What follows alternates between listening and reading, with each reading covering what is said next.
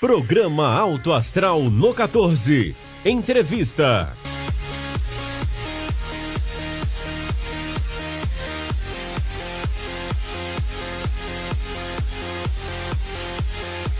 Assinantes do 14, mais um Alto Astral. Que bom estar com vocês aqui no nosso canal 14 da NET, nosso canal comunitário. E é com muito prazer que eu inicio mais um programa aqui com meu parceiro, meu amigo Guilherme Verano. Seja bem-vindo, Guilherme Verano. Bom, depois de algumas semanas de desencontro, não por minha agenda carregada, né? Mas principalmente do José Val, pelas funções, é claro, que exerce lá no Hospital Evangélico Goiano, mas a gente se reencontra, né, José Val, para aquele bate-papo semanal aqui, sempre com entrevistas que esclarecem muito a respeito da área de saúde, principalmente na cidade de Anápolis. Então, apresente nosso convidado de hoje, por favor. Guilherme Verano, com certeza um programa com você e comigo é muito mais enriquecedor para o nosso assinante do 14.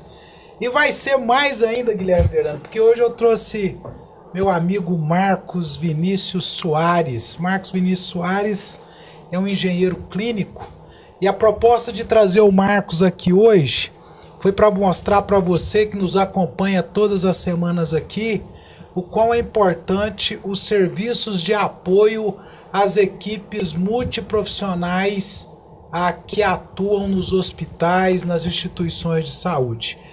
Os médicos fazem um bom trabalho, as enfermeiras fazem um bom trabalho, o trabalho das equipes são interessantes, mas se não tiver as equipes de apoio, essa coisa não acontece do jeito que tem que acontecer. E a gente já trouxe aqui uma gestora de leitos, e agora a gente traz o Marcos aqui para bater um papo conosco. Mas eu gostaria de desejar ao Marcos que ele seja bem-vindo ao nosso Alto Astral no 14. Eu acho que vai ser muito esclarecedor esse nosso bate-papo aqui. Seja bem-vindo, Marcos. Obrigado a todos. Verano, a engenharia clínica nos hospitais não é uma coisa muito antiga, não. É uma coisa nova. E graças à engenharia clínica a gente teve grandes progressos na gestão na área hospitalar. Mas eu queria começar perguntando ao Marcos. Marcos, quando a gente fala em engenharia, geralmente a gente fala muito no engenheiro civil, as pessoas associam muito o engenheiro à pessoa que faz projeto para construção, depois vieram os engenheiros mecânicos que tiveram aí também muito no mercado, assim, já se solidificaram, e a engenharia de uma maneira geral. Mas a engenharia clínica é uma coisa nova. Para ser um engenheiro clínico, o que tem que acontecer, Marcos? A engenharia clínica ela é uma derivada da engenharia biomédica, é uma especialização. Eu sou graduado em engenharia mecânica, e aí sim você faz uma especialização em engenharia clínica.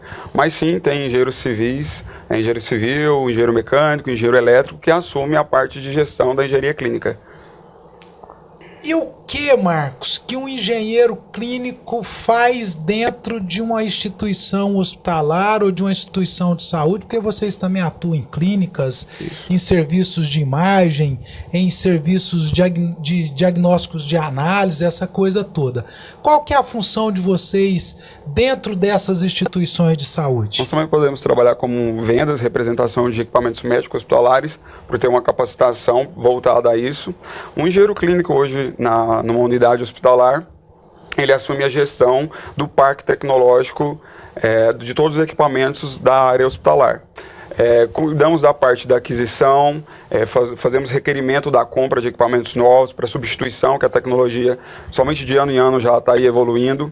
A gente faz essa aquisição, o recebimento do equipamento, fazemos o treinamento do grupo de enfermagem, a equipe médica, mas também a gente não fica só na parte de gestão. Também somos contratados quando está construindo a clínica, o equipamento, o hospital, que a gente faz o dimensionamento da área que vai receber os equipamentos, parte elétrica, toma todo esse cuidado. Então a gente não fica só na parte de gestão. Também podemos trabalhar com vendas, a representação dos equipamentos médicos para fazer a apresentação para os administradores de hospitais, médicos e o grupo de enfermagem, a gestão e também no pré-construção de uma clínica, de um hospital. E como é interessante isso, né, José Val? Porque a gente vê cada vez mais. É claro, a gente vive num mundo muitas vezes de especialidades, mas no caso dele, o interessante é isso, né? Você, dentro de um hospital, você tem várias áreas que ele pode abranger. Pode agregar. A formação básica, a engenharia mecânica, ele estaria capacitado para desenvolver projetos de carros, né, motores, mas, é claro, preferiu seguir essa especialização. O que te levou a ir especificamente para esse setor da engenharia clínica, Marcos? Eu assumi há 2 anos atrás a parte de estrutura do hospital, quando eu ainda era apenas engenheiro mecânico.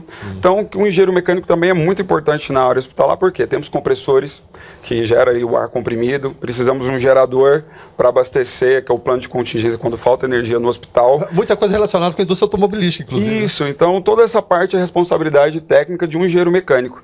Aí essa especialização, na verdade, ela te agrega a um cuidado mais especial voltado para a área hospitalar. Ô Marcos, essa questão ambiental hoje ela é muito latente. E uma das preocupações que a gente tem no ambiente hospitalar, e aí é uma das preocupações nossa de cidadãos também, é o descarte de materiais. Dentro da sua função, na instituição que você trabalha, essa parte do descarte de materiais também fica sob a responsabilidade sua e da sua equipe? Sim, a gente agrega o PGRS, que é como se fosse um manual de tudo que tem que acontecer no hospital, questão de descarte. E manutenção preventiva gera-se resíduos. Placa, monitores, óleo que tem que fazer a troca, lubrificantes, lâmpadas, baterias, tudo isso daí. E então eu não posso simplesmente colocar no lixo comum e descartar para descarte comum. Então a gente tem que contratar uma empresa especialista para cada determinado equipamento. Então essa parte, esse resíduo, esse gerenciamento de resíduos gerados pela manutenção preventiva e corretiva, e até mesmo quando o equipamento é desativado, é de total responsabilidade do engenheiro clínico, e a gente orienta quem escreve o PGRS. Também podemos escrever o PGRS, mas assim, se foi determinado por alguma outra pessoa no hospital, a gente agrega a esse conhecimento do descarte gerado pela engenharia, que na verdade é um volume bem alto. E coisa interessante também é que a gente está no mês, nessas semanas, envolvidos com o quê? Meio ambiente. Exatamente, né? E o descarte, porque as pessoas geralmente têm a ideia, né? Isso, para pegar o exemplo mais comum em casa, peguei o lixo, coloquei lá fora, a responsabilidade acabou, como se o lixo desaparecesse, desintegrasse, né? Mas só que ele tem vários caminhos e vários processos. O hospital, então, uma operação ainda mais complexa, né? Sim, principalmente em questão de clínica radiológica, aquele descarte de alguns químicos que não podem ir direto para o meio ambiente, aconteceu o caso em Goiânia. Claro. Então isso é um descarte errado, que não foi orientado da forma correta, tem todo um processo, e quando você adquire esse equipamento, o engenheiro clínico já absorve no manual como que deve ser o descarte futuramente, 10, 20, 30 anos, 40 anos. E só mais uma outra pergunta, até desculpa. E isso incide já tem responsabilidade criminal, eu diria? Sim. O hospital é o hospital... O responsável técnico pelo descarte, todo aquele processo. Por isso que já tem um engenheiro clínico, assim que ele assume essa gestão do equipamento, ele já tem que tomar esse cuidado de escrever, porque sim, a instituição, não só um hospital, uma clínica, pode assumir total responsabilidade por problemas que podem acontecer futuramente após esse descarte. Por isso que a gente toma esse cuidado de, quando fazer o descarte, a gente recebe um laudo de como vai ser processado esse descarte até o processo final, até o descarte. Todo o processo de transporte, algum processamento que tem que fazer antes do descarte. Então esse laudo também já fica a poder do engenheiro clínico, caso venha acontecer esse tipo de problema. Certo. Esse programa de gerenciamento de resíduos, Verano, justamente descreve um par e passo do que tem que acontecer. Isso aí. Você colocou muito bem aí, nós estamos vivendo essa semana aí da preocupação com o meio ambiente, e a gente fez essa pergunta para o Marcos porque eu vejo a preocupação do Marcos e da equipe dele com o descarte de resíduos no hospital. E aí, Marcos, eu até queria que você falasse para o nosso assinante do 14, o Verano até começou já a tocar nesse assunto aí, da importância de descartar corretamente a lâmpada, da importância de descartar corretamente a bateria de celular, que não tem mais uso algum, a pilha, né? Hoje ainda existem as baterias normais de aparelho, mas que cada dia que passa diminui, mas é uma realidade, ou seja, esse descarte de produtos que tem que ter cuidados na hora de descartar. O bacana é que todos esses equipamentos, esses resíduos, eles podem ser reaproveitados em alguns casos, baterias, as pilhas, algumas placas, tem ouro, tem cobre, dá para tirar tudo ali e reaproveitar. Então fica o seguinte, você, principalmente questão de lâmpadas, que daqui 2 anos essa lâmpada comum, que tem alguns gases que é contaminante, já não vão existir mais no mercado, a gente vai trocar todas por LED. Você pode fazer o seguinte, todas as empresas que revendem vendem esse tipo de lâmpada, eles recolhem. Então, quando você for comprar ali sua lâmpada de LED, você pode já fazer a negociação de entregar suas lâmpadas antigas para as empresas que você vai comprar. Hoje, qualquer loja você encontra essa troca, você entregar. E algumas empresas fazem até um marketing, colocam um robozinho ali para você colocar as pilhas, as baterias, que aí você vai comprar uma nova, você vai ali no robozinho. Inclusive, algumas empresas hoje dá até desconto. Quando você faz esse descarte, gera ali um documento para você ganhar um desconto ali na compra de um novo. Então, todas as empresas, você vai comprar um computador, aquela empresa que você vai adquirir seu computador novo, ela faz o recolhimento do computador antigo, que não tem mais não tem como aproveitar, não tem como fazer mais nenhuma corretiva nele. Assim funcionam as baterias, as pilhas. Então, qualquer lugar que você for comprar, eles ali fazem o recolhimento. Em alguns casos, até dá um desconto por você já estar ajudando o meio ambiente. Ô Marcos, essa questão da lâmpada de LED, ela traz economia mesmo, né? A gente fez um trabalho lá dentro da instituição que nós trabalhamos. E qual que é o conselho que você dá também para dona de casa, para o nosso assinante do 14 que está nos vendo aí, para quem nos acompanha no YouTube? É compensativo fazer a troca mesmo, não é isso? Sim, podemos começar pela parte do resíduo. A lâmpada comum, principalmente aquelas tubulares, em cima dela, que fica ali na nossa laje, no nosso gesso, ainda tem um reator. Esse reator ainda precisa ser trocado. Por exemplo, com a lâmpada de LED, esse reator já não vai existir. Você vai tirar a sua lâmpada, igual a gente faz aquelas... do nosso banheiro, do nosso quarto, do nosso abajur, a gente tira a antiga e coloca a nova. Funcionamento idêntico da incandescente, só que numa tecnologia mais apurada, né? Outro benefício da lâmpada de LED é que uma lâmpada de LED aí de 15 watts, ela vai clarear o que antes 60 watts vai produzir, vai conseguir clarear. A incidência dela, a amplitude dela é maior. Outro benefício também, a gente acha assim, quando a gente vai comprar na loja, ela está um pouquinho mais cara ainda do que uma lâmpada comum. As pessoas geralmente assustam, né? Isso, mas se você se orientar ali, aquela lâmpada comum, ela tem no máximo 6 meses de vida útil. Uma lâmpada de LED chega a 2, 3 anos. Somente a nossa casa, que a gente só usa ali mais no finalzinho do dia, à noite, então vai durar, igual na unidade que eu trabalho. A gente colocou algumas lâmpadas há faz 3 anos, assim que eu entrei. Até hoje essas lâmpadas nunca foram trocadas. E elas funcionam 24 horas por dia. Então tá aí a economia. Talvez você ache que o investimento inicial tá caro, mas você vai ficar ali 2, 3 anos tranquilamente. Eu fico imaginando, na casa da gente economiza, que é uma estrutura pequena, imagina uma estrutura como a do Hospital Evangélico, por exemplo. Tem um investimento inicial, mas rapidinho ele se paga. Ele se paga até em 2 meses. Somente agora com essa questão de bandeira, que um dia está verde, esse mês agora foi amarelo, agora foi divulgado que mês que vem já vai ser vermelha. Agora começa as vermelhinhas por causa da Isso, então isso é gigantesco, principalmente numa unidade. E questões de condomínio mesmo, economiza 10, já aconteceu de 10, 20 mil reais de economia só em condomínio. Só nessa troca de lâmpada. José aplaude. Isso aí. Ô Marcos, já que você falou das várias cores de bandeiras aí, da questão da energia, eu queria que você falasse aqui para o nosso ouvinte do 14, nosso assinante, quando acaba a energia no hospital, o que acontece, Marco? Porque você tem ali 10, 20, 30 pacientes dentro de UTI com equipamentos ligados direto na energia. Você tem um centro cirúrgico funcionando com 10, 12, 15 salas também, que depende de energia quase que para tudo.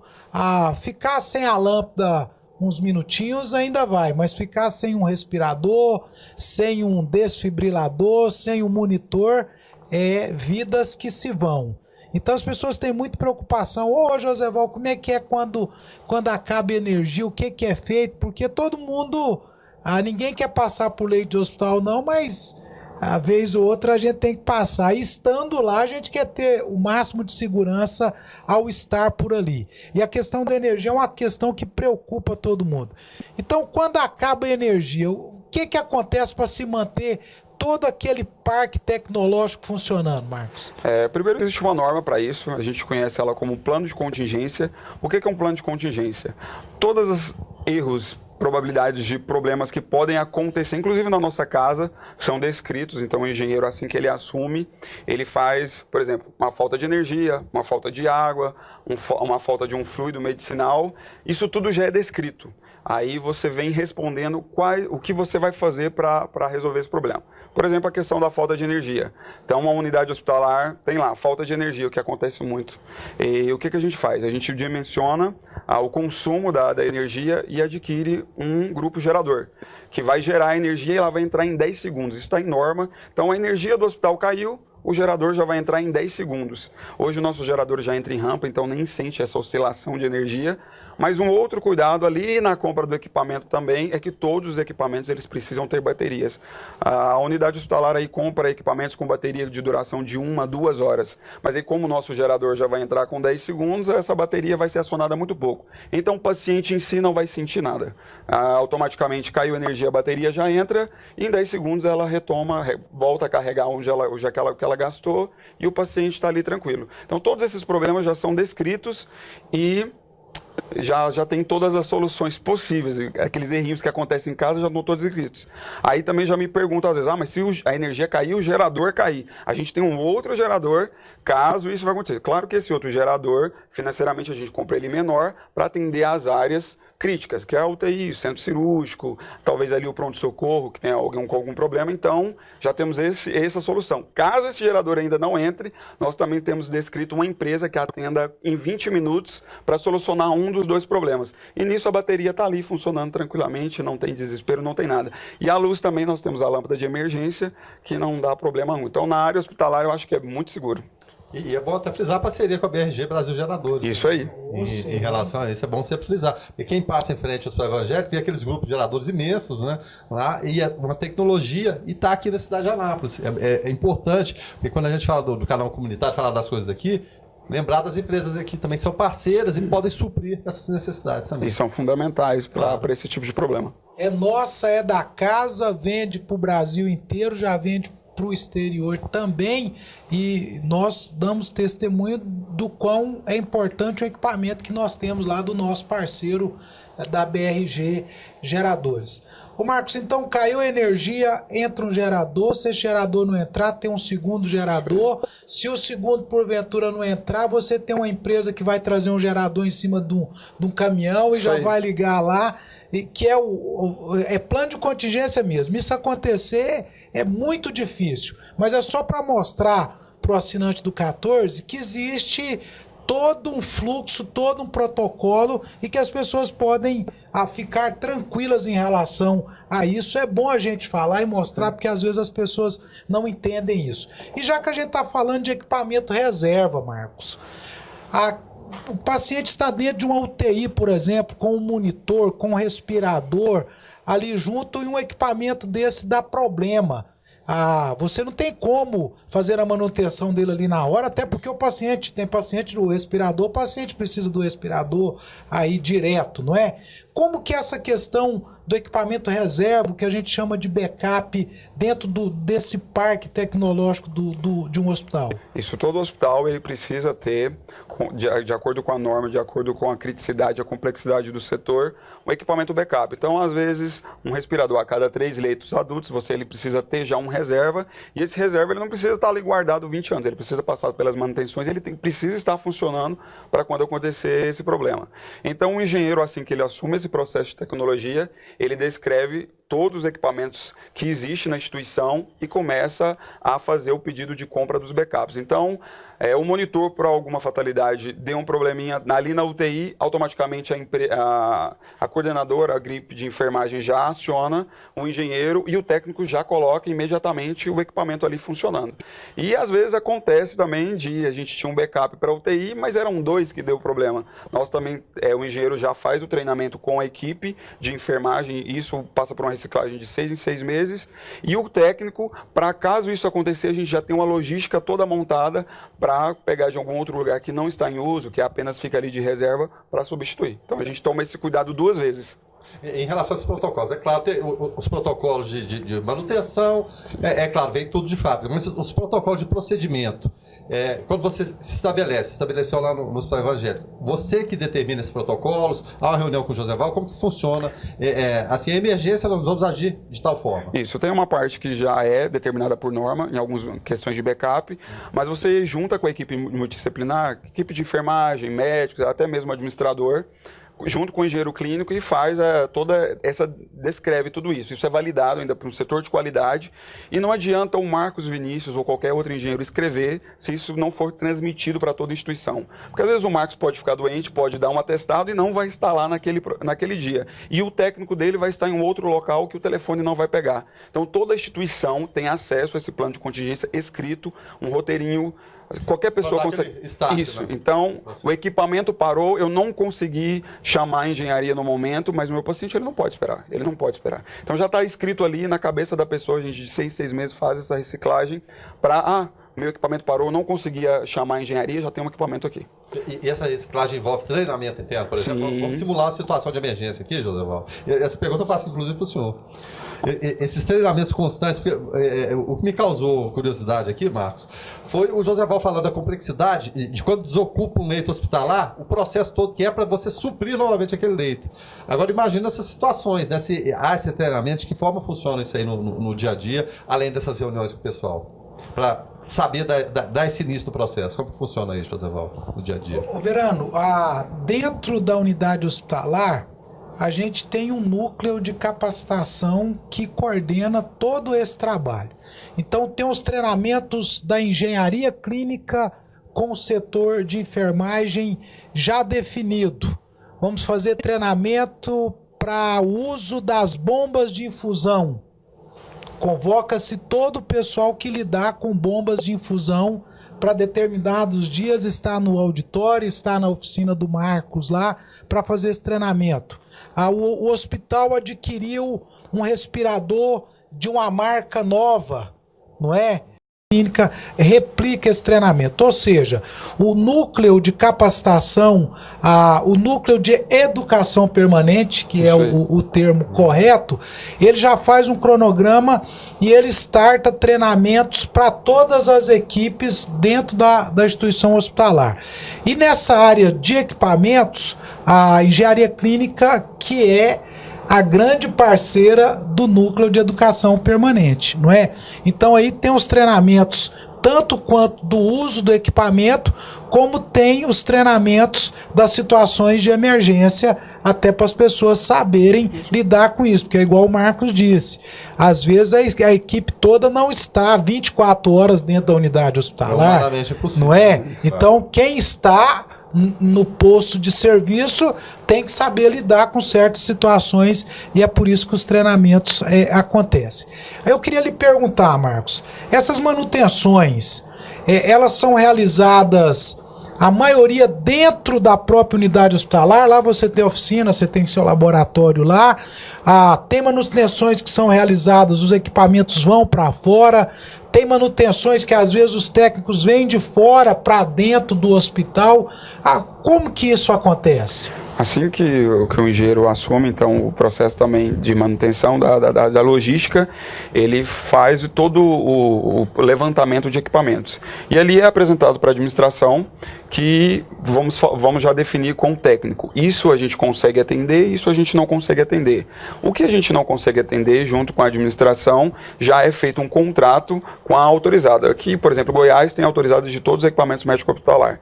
Então, a administração, o engenheiro chega e fala, isso daqui eu não consigo absorver por algum tipo de problema. E então já é feito um contrato com essa empresa para atender, ela está ali à disposição, tanto para preventiva, tanto para corretiva. E isso já é inserido no cronograma que o engenheiro coloca, porque um equipamento também não pode sair qualquer hora do setor para fazer a manutenção. Então ali já é inserido essa empresa, passado também para o técnico, para ter conhecimento, dentro do cronograma, determinados equipamentos são autorizadas e não ali do suporte da engenharia que já está ali dentro. Isso também é transmitido para o gestor, porque às vezes ele acha que tudo é engenharia. Não, o gestor também da área, seja enfermeiro ou médico, já sabe aquele tal equipamento é autorizado, a autorizada fica em Goiânia. Ô Marcos, eu queria que você elucidasse aqui para o nosso ouvinte, nosso assinante, nosso amigo do 14, o que é uma manutenção preventiva de uma manutenção corretiva? E como que isso acontece dentro da unidade hospitalar? A manutenção corretiva é quando o equipamento está em operação e ele apresenta algum tipo de falha. Então é como se fosse o nosso carro, a gente está indo para o trabalho e no meio do caminho o pneu estoura. Isso aí virou uma corretiva. Ou o nosso carro, o motor esquentou, foi porque a gente esqueceu da água. Isso daí gerou-se uma corretiva por uma falta de preventiva, que era você ter olhado, por exemplo, de 6 em 6 meses ou a 10 mil quilômetros, o nível do óleo, calibragem, o rodízio da troca de pneus. E então a preventiva é você prevenir qualquer problema, é o que eu acabei de falar. Quando acontece todos os tipos de problemas, falta de energia, falta de água, eu já estou me prevenindo dessas fatalidades que podem acontecer. Então o equipamento, quando é adquirido, nós já temos uma noção e também tem ali no roteiro do fabricante possíveis problemas. Então é retirado esse equipamento e feito um checklist. Então você verifica ali nível de segurança de parte elétrica, se está tudo calibrado, se não tem nenhum já apresentando algum problema. Questão de sujidade, tem que fazer a limpeza ali também semestralmente. Então a gente está prevenindo que aconteça algum problema. Quando se faz essa preventiva, quando essa falha vem acontecer, é uma falha segura, que não vai afetar o paciente, que não vai acontecer qualquer prejuízo ali com o paciente, que dá para reverter. Então, toda a unidade hospitalar, também clínica, tem que tomar esse cuidado com a manutenção preventiva. Ela não é só para também diminuir gastos financeiramente, é para garantir que se essa falha vir acontecer com o paciente ali, ela vai ser segura e não vai ter como reverter e resolver a situação. As pessoas que trabalham com você na sua equipe de engenharia clínica, nós estamos abordando agora só a questão do equipamento médico hospitalar. Quem são esses profissionais? O mercado já tem esses profissionais em abundância? Como é que é isso? Não temos nem engenheiro clínico. Aqui em Anápolis eu conheço poucos. E na minha especialização, minha turma foi bem pequena. Não tem muito. Tem muito mercado, nós estamos falando aí de muita unidade hospitalar. Eu tinha um levantamento sobre essa questão e não conseguimos nem ter 7% de tudo que o mercado precisa absorver, de especialistas. Então é por isso que já assumem muitos engenheiros mecânicos, muitos engenheiros eletricistas nessa área hospitalar, porque ainda não conseguimos com especialização assumir tudo que o mercado precisa. E parte de técnico, principalmente em Goiás, eu posso afirmar para vocês que não temos técnicos voltados para essa área. Então o que o engenheiro clínico, assim que ele assume, ele tem que tomar cuidado de começar a treinar, lapidar ali o técnico, no dia a dia mesmo. Ele já tem que vir com a noção, principalmente com técnico em elétrica, técnico em mecânica, ele já tem que ter uma cabeça aberta, e ali com o dia a dia você vai lapidando ele para a área hospitalar. Aqui em Goiás tem sim cursos técnicos voltados para essa área, mas não tem muita procura. É bom, até para amigo assinante aí, né, e vários jovens veem oportunidades também. Isso aí. Oportunidades. Que é uma das nossas propostas aqui, né, Verano? A gente sempre... Quando você for conversar com um engenheiro clínico, principalmente técnico, quando ele é muito bom, você pode ver que ele atende outros estados. E os hospitais levam ele para outro estado, paga tudo para ele, porque ele não consegue achar naquele local, principalmente no interior. Marcos, vocês são apoio, eu falei aqui no início do programa, para as equipes da assistência do atendimento. E eu lhe pergunto agora a questão da ordem de prioridade. Porque numa instituição com mais de 200 leitos, igual o Hospital Evangélico, com mais de 500 funcionários, com muitos atendimentos em pronto-socorro ali, entra gente, sai gente toda hora, aquela confusão. Existe várias ordens de serviço. O vaso entupiu, a lâmpada queimou, o desfibrilador desregulou, a bomba de infusão quebrou. É uma confusão. E para todos tudo é urgente, não é isso? Qual que é a ordem de prioridade para o atendimento da equipe de engenharia clínica? Existe aí uma criticidade? Eu queria que você falasse um pouquinho disso para as pessoas entenderem isso também e entenderem por que dá certo as coisas. Aquela entrevista com a Fabiana foi muito interessante, viu, Guilherme Verano? Muitas pessoas já me abordaram e disseram assim, gente, eu não sabia que tinha uma complexidade daquela para você. Um leito, a complexidade é um leito. Justo. Então, imagina um leito parado. Eu queria tá fazendo essa pergunta para o Marcos também, para ele mostrar como é que isso acontece, para que no fim tudo dê certo ou que tudo dê quase certo. Nós dividimos em dois processos: a manutenção predial, e a manutenção de engenharia clínica, de engenharia. Então a gente pega os funcionários que foram destinados para manutenção predial e faz um treinamento. E na manutenção predial a gente toma o cuidado do que afetar o paciente de uma forma agressiva e tem que ser priorizado primeiro. Então vamos colocar um exemplo, um vaso entupido e uma televisão que não está sintonizada e o paciente precisa assistir. Nisso daí a gente prioriza, né, o caso do vaso. Agora, se fosse em questões de equipamento, um desfibrilador, o paciente está ali precisando, ou um respirador mecânico, que o cara só consegue respirar, o paciente só consegue respirar ali com o ventilador e ele parou. O que a gente faz? A gente faz uma tabela de criticidade do que afeta mais o paciente, o que vai afetar nesse caso. E a gente faz o treinamento, então um monitor parou e um ventilador mecânico também parou. Então ali a gente segue a tabelinha com um código, a gente coloca questão de backup, a quantidade de backup, se a gente tem quantidade menor, o valor ali é maior. A gente vai fazer uma somatória. O que ficar maior é o que a gente tem que priorizar primeiro. Então, entre o monitor e o ventilador, na tabelinha a gente vai atender o ventilador primeiro. Depois a gente atende o monitor. Porque esse monitor, provavelmente, ele já vai ter um backup ali. Então, a gente tem uma tabelinha. A gente soma tudo. E essa tabelinha, existe norma, mas a gente também conversa com todo o grupo de enfermagem para saber a real necessidade. Um sensor de oximetria dá tempo de esperar, mas um ventilador já não dá tempo de esperar. E isso também a gente tem que transmitir tanto para o grupo de enfermagem, tanto para o técnico. Para ele saber ali, vamos colocar assim, na pressão, no desespero, o que ele vai atender primeiro. Terrível, né? Porque assim, tudo na verdade é importante. O paciente está ali, ele está pagando, ele precisa do conforto, mas a gente só tem um técnico e tem duas emergências. A gente tem que saber qual que a gente tem que priorizar primeiro. Por isso que a gente cria essa tabelinha de criticidade, conversa com a qualidade, com o grupo de enfermagem, ficou bacana, está estabelecido, aí sim a gente transmite para o técnico. E o técnico já sabe, ele consegue desprender do engenheiro e saber, eu vou atender essa e não essa. Eu quero voltar um pouquinho aqui na manutenção preventiva, porque às vezes eu ouço assim, o equipamento está funcionando, por que mexer nesse equipamento, gente? O médico fala isso, não é? Então vocês estão inventando coisa aí, né? Não. E aí eu queria, dentro dessa abordagem, você já explicou muito bem o que é a preventiva. Aí existe um cronograma para se fazer essas preventivas, porque tem equipamentos que tem que ser mexidos com menos tempo, em preventiva, outros com mais tempo. É feito um cronograma? Como que acontece isso? Sim, assim, quando você adquire o equipamento, você já vem ali padronizado quanto tempo. O nosso carro ali é 6 meses ou 10 mil quilômetros. Mas eu dirijo na estrada de chão, vou para a chácara, para uma roça, para o rio, e o Joseval dirige na estrada, na cidade, e o carro é o mesmo. A gente tem que fazer uma análise ainda preditiva. Claro que o meu carro ele vai passar por uma preventiva mais rápido do que a do Joseval. Eu não vou poder esperar os 10 mil quilômetros ou 6 meses. Da mesma forma, quando adquire o equipamento, a gente faz ali, principalmente no mês de janeiro, todo o cronograma durante o ano inteiro, da retirada dos equipamentos que precisam descer para a engenharia ou mandar para alguma autorizada. E a gente conversa com o grupo de enfermagem, fala, tal dia esse equipamento vai sair. Claro que a gente vai colocar um para substituir, mas já está ali descrito o ano todo quais equipamentos eles vão precisar descer para manutenção, para a gente também já comprar todas as peças, deixar tudo ali prontinho. E a gente precisa fazer a manutenção preventiva devido a isso, questão segura.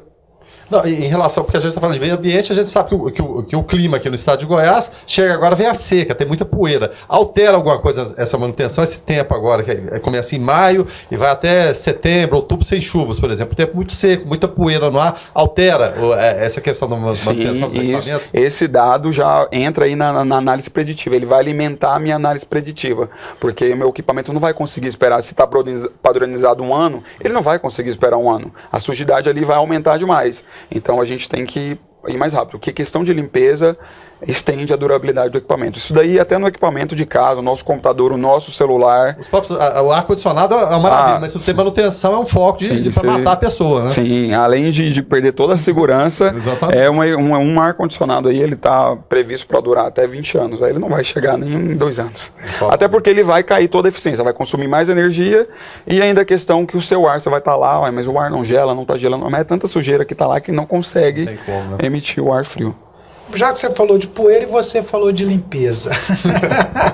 A limpeza dos equipamentos médicos hospitalares é uma preocupação, não é isso? E eu queria que você abordasse um pouquinho como que é feito isso, porque não pode ser feito de qualquer jeito. Não, tem todo é igual você limpa uma coisa lá na sua casa, que é uma franelinha, uma aguinha, um detergente, Pega aquela camisa velha, né? É verdade. Mas aquela camisa pra falar outras coisas, né? Então eu queria que você fizesse uma abordagem nessa questão limpeza dos equipamentos. Como eu disse, a limpeza ela está ligada aí à durabilidade do equipamento. Assim também, quando você recebe o equipamento, já vem descrito pelo fabricante qual produto deve se usar ali para o equipamento. Nem sempre você vai poder limpar com álcool, nem sempre vai poder limpar com um detergente neutro. Então já está ali descrito. Então, na hora do treinamento para o grupo de enfermagem que vai usar o equipamento, ela já vai estar sabendo em questão de limpeza. Aí algumas pessoas me perguntaram inclusive a parte da minha família, mas esse ventilador mecânico que vai em contato com o paciente, pode ser semana que vem eu que vou estar lá e vou estar precisando, mas aí a pessoa já usou, como que faz? A contaminação da pessoa? Não. Então tem toda uma diferença entre limpeza, esterilização e desinfecção. E isso tudo vai no treinamento com o equipamento. Então, o que é uma limpeza? Você vai pegar ali um paninho com detergente neutro, vai passar a tirar aquela sujidade da parte de cima. Assim como a gente faz na nossa casa, ali na batedeira, no liquidificador, na TV. E também temos a desinfecção, que vai entrar em contato com você, entrou em contato comigo e vai ser usado para o próximo. Então ali vai fazer uma desinfecção. Já existem produtos com todo o estudo, todo padronizado em cada instituição, que pode ser usado ali para fazer essa desinfecção. E essa desinfecção vai acontecer a cada paciente. Ou em determinado período. O paciente vai ficar ali talvez um mês na UTI, mas, por exemplo, de 7 em 7 dias, ele vai ter que passar por essa desinfecção, essa limpeza. E tem a questão da esterilização, que é o mais importante que as pessoas sempre me questionam. É quando um equipamento entra com a parte de fluidos do nosso corpo. Então, para ser usado num próximo paciente, ele tem que diminuir a carga bacteriana. Então, por isso se faz uma esterilização. Aí é uma esterilização a 134 graus, questão de geração de vapor, que é um equipamento também médico hospitalar, que é conhecido como as autoclaves. Guilherme Beirano falou de ar-condicionado. Você está olhando pro nosso aqui. Entrevistar com o Verano do lado é muito fácil, viu, Marcos? Ele dá as dicas todas e fica muito fácil. Mas eu queria perguntar para você o seguinte: em hospital a gente tem ar-condicionado dentro de UTI, e até as pessoas quando vão visitar, Verano, não sei se você já teve essa oportunidade, poxa, eu fico com dó, meu parente tá lá, Morrendo de frio, né? Morrendo de frio, com cobertor em cima, mas existe a questão da temperatura do ambiente dentro de UTI, da temperatura para os equipamentos que estão dentro de UTI. Aí você entra para uma sala de hemodinâmica para fazer um cateterismo cardíaco ou uma angioplastia. Que sala fria!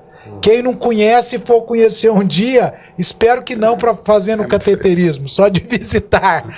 Mas você vai ver que é uma sala das mais frias, é porque tem um equipamento ali que tem a necessidade de ter aquela temperatura abaixa ali. Mas eu queria te perguntar assim, o cuidado que nós temos que ter com a manutenção dos equipamentos de ar-condicionado dentro de uma unidade hospitalar, porque tem dentro de UTI, como tem dentro de centro cirúrgico, como tem dentro de consultório médico, ambientes administrativos, mas em ambientes complicados e áreas críticas. Qual que é o cuidado que a engenharia clínica tem com esses equipamentos de ar-condicionado? A questão do ar-condicionado não é só para o nosso conforto, igual muitas pessoas estão ali no apartamento e precisam ali do ar, quer ficar num conforto melhor. É exatamente para essa questão. Os equipamentos, eles precisam de uma determinada temperatura e uma determinada umidade, para não ocorrer oxidação, alguma coisa do tipo. E essas manutenções, para esse equipamento estar com aquela efetividade, com aquela umidade precisa para aquele equipamento, essa manutenção ela tem que acontecer frequentemente. Em questões de UTI, a gente tem que ter um cuidado maior, centro cirúrgico também a gente tem que ter um cuidado maior. Por exemplo, a nossa frequência de limpeza de centro cirúrgico é de 7 em 7 dias. Tem a troca do filtro, tem que ter um produto especializado para desinfecção de todas as paletas, daquela telinha que a gente tira da nossa casa ali para fazer a lavagem com sabão. Então ele tem todo um produto também específico para aquilo ali. E a gente tem que tomar um cuidado muito grande com essa limpeza e com esse produto usado. Então vai de cada setor, a gente tem uma prioridade. Centro cirúrgico UTI a gente faz de 7 em 7 dias, o administrativo a gente pode fazer igual a nossa casa de 30 em 30 dias. E se essa manutenção não acontecer, primeiro ele vai começar a perder efetividade. Então era para estar ali 17 graus, ele começa a 18, 19, consome uma energia absurda e com o tempo ele vai parar e vai deixar o equipamento na mão. E é interessante que se a gente fosse entender, um tomógrafo, ele gira, a rotatividade dele é do mesmo de um motor de um avião. A gente está ali entrando nele e ele está ali com aquela parte plástica, ali dentro está igual um motor de um avião. É literalmente, que você pode pesquisar que isso vai acontecer. Então aquilo ali gera um calor muito grande. Então o equipamento, o ar-condicionado precisa estar, se é para estar 17 graus, ele tem que estar a 17 graus. Senão um equipamento de R$1 milhão, R$500 mil vai se perder e aí acarreta vários problemas. Diagnósticos não vão acontecer, aquelas filas gigantes de pacientes esperando, por causa de um simples ar-condicionado que podia custar R$2, R$3 mil, perder um equipamento de meio milhão de reais. O José está falando em custos. A gente sabe que a tecnologia avança a passos largos. Mudou muita coisa em relação a esses 2 anos que você está em termos tecnológicos, de avanços, de atualizações nos equipamentos? Sim, muito, muito. E se você, nesses 2 anos que eu terminei a minha especialização, se eu não corresse atrás para absorver mais coisas, eu já estaria lá no passado, isso. Ventiladores já mudaram bastante, equipamentos hoje com aquele que a gente conhece ali na UTI, com aquele tanto de fio, hoje já existe equipamentos, tudo Wi-Fi. Então não precisa estar nada ali com aquele tanto de fio no paciente. Então isso tudo aconteceu aí de 2 anos para cá, que eu me formei. E você tem questão de tomógrafo, alguns tipos de exame. Eu acompanhei agora um hospital onde todo o procedimento já é feito por um braço mecânico. Então o médico só fica atrás ali laudando todo esse procedimento. Isso aconteceu de 1 ano para cá. Esse braço que está no hospital em Belo Horizonte já de 1 ano para cá. Então, por exemplo, ele já consegue fazer praticamente uma cirurgia completa. Verano, você abordou um tema extremamente interessante, esses desencontros nossos aí, porque a semana passada eu estive visitando a Hospitalar, que é a maior feira da América Latina de equipamentos hospitalares, e você vê de um ano para o outro da feira, a gente vem acompanhando isso aí já há alguns anos, o quão de coisas novas. Então, nessa área do Marcos, essa questão é o mundo da mudança mesmo. O profissional da área dele, se não se atualizar a cada dia, a cada hora, a cada segundo, ele tá fora do mercado rapidinho, porque as coisas realmente mudam e mudam com muita velocidade. E dentro disso eu queria te perguntar, compra seu equipamento, o equipamento chega no hospital, não é igual a televisão que às vezes a gente mesmo instala na casa da gente, olha o manual de instrução, instalou, ligou, sentou e vai assistir a televisão. O equipamento hospitalar não é assim, né, Marcos? Você passa por, antes de ir para o paciente, servir o paciente, ele tem protocolos que tem que seguir, não é isso? Assim que a transportadora entrega ele ao almoxarifado da unidade, o almoxarifado entra em contato com a engenharia para fazer a retirada da mercadoria e leva-se para a engenharia. Os procedimentos hoje, assim que eu assumi essa gestão, tomamos cuidado da seguinte forma, a gente só abre o equipamento junto com um técnico da autorizada. Então a gente programa, o equipamento chegou, dá o sinal para a empresa que o equipamento chegou na unidade, ele encaminha um técnico e a gente faz a abertura ali da embalagem. A gente olha físico, se está tudo ok o físico, a gente liga o equipamento e faz todos os testes para saber se aqueles parâmetros que ele precisa ter, está tudo correto. Se tiver correto, esse equipamento aí sim é entregue para o setor, para uma UTI, para um centro cirúrgico. Mas também não é só chegar lá e colocar o equipamento. Aí vem a parte do treinamento, o manuseio, questão de limpeza, frequência, uso. Aí surgem algumas dúvidas, a engenharia tem que estar ali para já tirar todas as dúvidas. Então não é só chegar o equipamento, tirar da embalagem e ir lá para o centro cirúrgico entregar. Então você vai fazer uma inspeção, vai montar um roteiro, e aí esse equipamento novo ainda vai entrar lá naquele roteirinho daquele cronograma que eu falei. Não é só chegar e colocar lá no setor, não. Geralmente, quem visita o hospital vê que um grande número de equipamentos hospitalares está dentro de UTI. E tem que estar mesmo, porque ali é onde o paciente tem que ter maiores cuidados. Mas o equipamento hospitalar, ele está em toda a unidade hospitalar, não é isso, Marcos? Sim. Eu queria que você falasse um pouco disso também, para as pessoas entenderem, porque às vezes acham, não, concentra-se só na UTI, e não é bem por aí. Não, eu sempre falo, é uma bandeira que eu defendo da minha especialização, e que muitas pessoas não olham para essa parte, mas desde que você entra ali na porta do hospital, até sua saída, 65% do seu percurso dentro do hospital dependeu de um um equipamento. Você, para ser diagnosticado de alguma doença, teve um equipamento. Quando você manda ali seu sangue para um laboratório para saber alguma coisa, tem um equipamento. O ar-condicionado que está ali para você sentado na sua poltroninha esperando o seu exame também é. Se você foi encaminhado para um centro cirúrgico, está cheio de equipamento. Se você foi para uma clínica, ficar ali assistindo uma TV, tomando um sorinho, talvez tenha ali já uma bomba de infusão, infundindo algum remédio na sua veia. Ali de hora em hora a enfermeira vem ali e coloca um oxímetro para ver sua oxigenação no sangue. Então 65% da área hospitalar, quando você entrar, vai depender de algum equipamento para o seu diagnóstico ou algum procedimento que você vai fazer. E aí só a diferença entre a referência que as pessoas pegam de uma UTI e de um centro cirúrgico é porque, de acordo com a complexidade do setor, você vai encontrar sim mais equipamentos. Um paciente de UTI, você vai encontrar aí no mínimo 5 equipamentos no mesmo paciente. Agora, se você já for para uma triagem, que é ali na porta para encaminhar para um pronto-socorro, talvez vai encontrar 1, 2, mas sempre vai ter um equipamento ali. E uma pergunta agora até que vale para os dois. O José falou que esteve na feira. É claro, depois ele fez uma viagem de uma semana pela Europa e tal, mas antes ele participou da feira, né? Mas isso aí a gente deixa para lá, não tem problema não. Tem direito de descansar, que ele trabalha muito também, né? Mas em relação aos equipamentos, porque são equipamentos evidentemente caros. Sim. Eles permitem... Mas já chega em determinado momento, a vida útil acabou, aí só outro.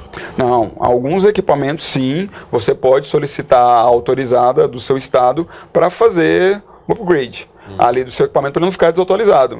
Talvez a carcaça ainda vai te servir, você só vai precisar fazer isso. Mas alguns equipamentos sim, você vai ter que fazer o descarte, passar por um processo de descarte e a substituição por uma tecnologia nova. Aí conversa já com o Joseval, né? Mas tem uma coisa interessante que acontece no mercado, viu, Verano? A gente viu isso agora também.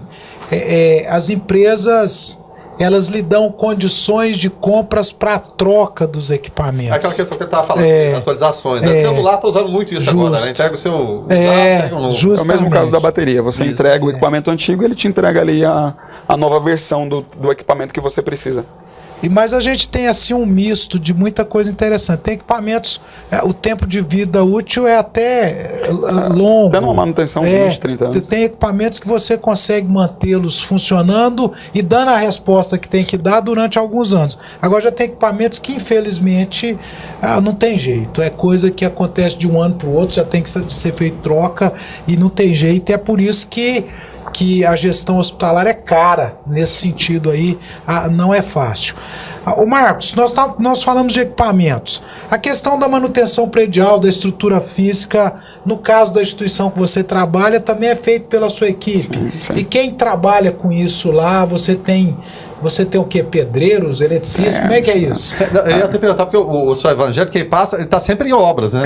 Não para nunca a expansão, a atualização, né? Então, encaixa. Assim como a tecnologia, a estrutura, ela também precisa se modernizar para receber essa parte tecnológica. Porque às vezes aquela sala que estava há 20, 30 anos usando tal equipamento já não vai servir mais. Uma base vai ter que ser diferente, a parede vai ter que ser diferente, a estrutura, a parte elétrica. Então a estrutura ela também tem que acompanhar. Todo hospital você vai ver ali uma reforminha. Tem, claro, todo o cuidado para a reforma da estrutura, mas sempre vai estar ali fazendo sua modernização. E a minha equipe, a parte estrutural, que é a parte de mecânico, a parte de estrutura predial, que chama manutenção predial, nós temos pedreiros, técnicos em elétrica, técnico em mecânica, então não é só ali também um engenheiro, não é só um assistente ali, temos pessoas capacitadas, concurso, tudo bonitinho. Exatamente o que a gente fala, o que a gente vê, né? O que passa ali e todo o cuidado e toda a logística que tem em relação a isso também, que é interessante, porque não pode, vou parar de funcionar o hospital aqui que a gente vai fazer uma reforma, né? É a tal história de trocar o pneu com o carro andando. Isso mesmo. Então é por isso que é constituída uma comissão de obras e reformas, onde tem um representante da administração, um engenheiro civil responsável, uma enfermeira somente especializada na parte de infecção, porque ali a gente está com sujidade, claro. Aquela questão da poeira que você falou dos equipamentos. Então vamos fazer uma reforma numa UTI. Então essa comissão ela reúne e discute todos os problemas que podem vir a acontecer para aquela reforma acontecer. Então o hospital não vai parar, mas tem todo um cuidado para fazer aquela reforma acontecer e a instituição continuar funcionando. Ô Marcos, eu queria terminar esse bate-papo aqui com você numa situação que a gente tem que colocar para as pessoas cuidarem melhor do ambiente que às vezes é desocupado e minutos depois tem que ter um outro naquele leito, naquele quarto, naquele leito de UTI, naquela sala de centro cirúrgico. E às vezes a gente preocupa com algumas coisas tão pequenas que as pessoas às vezes acham que não impacta na gestão hospitalar. Marcos, na instituição que você trabalha, ainda some muito controle de televisão e de ar-condicionado? As pessoas costumam levar isso para casa? Sim, controle, todo tipo de controle, lâmpada, acontece de tudo na instituição. Lâmpada, Marcos? Também, acontece de tudo na instituição. Você está até resistência de chuveiro. Será que ainda tem resistência lá? Já aconteceu de chuveiro também, já aconteceu disso. Eu falo que eu tinha uma chácara que eu alugava, aí constantemente chuveiro água fria. Eu falei, gente, mas o que houve aqui? Não está faltando acontece, isso acontece. E na verdade não é porque a instituição não vai repor aquele controle. Mas vamos colocar no nosso lugar. Então, você saiu do centro cirúrgico e acabou de ser encaminhado para um leito que estava vazio, passou por todo o procedimento ali, que já teve em outras reportagens, e você recebeu o leito, você está sentindo um pouquinho de dor, eu vou me distrair com a TV. Aí você, cadê o controle? Aí eu tenho que chamar a enfermeira vai chamar a manutenção para arrumar um novo controle. E da mesma forma é ali, você vai ganhar alta e outro paciente vai voltar para ali. Aí ele vai demorar ali para curtir o ar-condicionado dele, a TVzinha dele, porque o controle não está ali. Ô Marcos, mas e o controle da cama? A cama que é automática? Tem gente que leva? Será que tem gente que tem cama em casa? Aí o paciente sai do centro cirúrgico, o médico chega no apartamento e fala, o senhor está liberado para comer. Aí você tem que levar ali a cabeceira, hoje nossas camas todas já são automatizadas, e você vai pegar o controle, não dá. Cadê? Você não vai poder comer porque você não tem como suspender sua cabeceira. Então, acontece de levar controle também. Marcos, mas só para fechar, aquele negócio, tem gente que ainda pega rolo de papel higiênico que joga dentro de vaso sanitário? Sim, acontece muito. Tudo que você pensar vai ali pro vaso sanitário. Então você tem também pensar ali no próximo. Ou mesmo em você mesmo, que você jogando aquela ali, talvez o médico no outro dia vai chegar e falar, o senhor vai ter que ficar mais um dia de observação no leito. Aí seu vaso está ali entupido. Aí vai todo um processo de fechar, chamar a manutenção. Às vezes é um pouco desagradável aquela situação e é devido a coisas que poderiam evitar. Já aconteceu até de toalha aí pro vaso também. E a questão que a gente estava falando, fundamental, do meio ambiente, o planeta, que muito embora a NASA vá procurar a vida em Marte, já foi para a Lua, mas o planeta que a gente tem para viver é esse, né? Esse aqui. Isso, e alguns tipos de coisas que vão para o vaso. O hospital, né, tem também a cultura de reciclagem, então já tem um descarte apropriado para alguns determinados papéis, algumas coisas do tipo. Então, por exemplo, o papel higiênico, sim, ele vai para um outro tratamento que dá para aproveitar para alguma outra coisa, até para adubo. Então, ele deixa de ir para lá para causar um resíduo a mais no esgoto, que causa não só ali no hospital que você está, aquilo ali vai para o esgoto da cidade, aí às vezes o esgoto ou estoura ali na rua de casa e a gente fica ali já, né, nossa casa está com um cheiro desagradável e talvez é aquilo lá que você fez lá no hospital. Escuta, Verano, assinantes do 14, a proposta de trazer mais um profissional da área de saúde, que não é o que vai aí no métier de todas as entrevistas, médicos, psicólogos, fonoaudiólogos, fisioterapeutas, a gente traz todo esse pessoal, mas é importante trazer uma gestora de leitos, é importante trazer um engenheiro clínico para abordar situações que o grande público não sabe, que as pessoas não sabem, e que entra dentro do hospital e vê tudo funcionando normalzinho, mas não entende quem está por trás disso. Então a nossa proposta é mostrar isso para você, assinante 14. Em segundo momento, é mostrar a importância dos profissionais, não é isso? Então essa é uma das grandes propostas do nosso projeto, é o que a gente tem feito aqui, e com muito prazer, num canal comunitário, que muitas pessoas que não conheciam o Marcos vão estar conhecendo através do nosso canal 14, da NET, do YouTube. Isso para nós é muito importante. Eu queria, Marcos, imensamente agradecer a sua presença conosco aqui. Eu acho que foi um bate-papo muito tranquilo e que aclariou muita coisa para muita gente. Muito obrigado. Obrigado você, obrigado por ter a oportunidade de falar um pouco atrás do show ali do hospital, que é a parte mais tensa. Sem dúvida nenhuma. Agora a parte agradável, né, José? Vai agradecer os nossos parceiros comerciais. E hoje uma menção honrosa, especial, né? Como a gente citou a BRG Brasil Geradores, parceira, claro, do Hospital Evangélico, vamos citar também um laboratório que é coisa nossa, surgiu surgiu aqui há 18 anos atrás. Fale um pouquinho, o senhor, mais do que eu, tem propriedade para falar a respeito. Eu queria agradecer imensamente a toda a diretoria do Laboratório Geolab pelo apoio que nos dá aqui no nosso projeto, no nosso Alto Astral. Que nós estamos aqui no rádio, estamos na televisão, aí estamos fazendo as nossas propostas aí na área social, graças aos nossos apoiadores. Aqui um grande apoiador nosso no canal 14 é o Geolab Genéricos, que faz 18 anos justamente essa semana, não é, Guilherme Verano? Então, parabéns a toda a diretoria, a família Rajá, e muito obrigado por confiar no nosso projeto, e a gente está aqui sempre junto com vocês, e parabéns, Geolab. Então tá certo. Então, agradecendo a Geolab e os nossos demais apoiadores culturais. Até logo mais. Canal 14 NET. Apoio Cultural. Clínica Radiológica de Anápolis, a CIA, Arroz e Feijão Imperial, Geolab Genéricos, Instituto Oncohematológico de Anápolis, Hospital Evangélico Goiano, Plameg, Unievangélica, Supermercado Atende Mais, Compensados Anápolis, Clínica Vacine, Barbantes JK, Laboratório Modelo, BRG Brasil Geradores, Farmácia Naturalis, Cicobi Unicentro Norte Goiano, Lages Vibracom, Resgate Remoções e Eventos e também Mercafrios Mauá.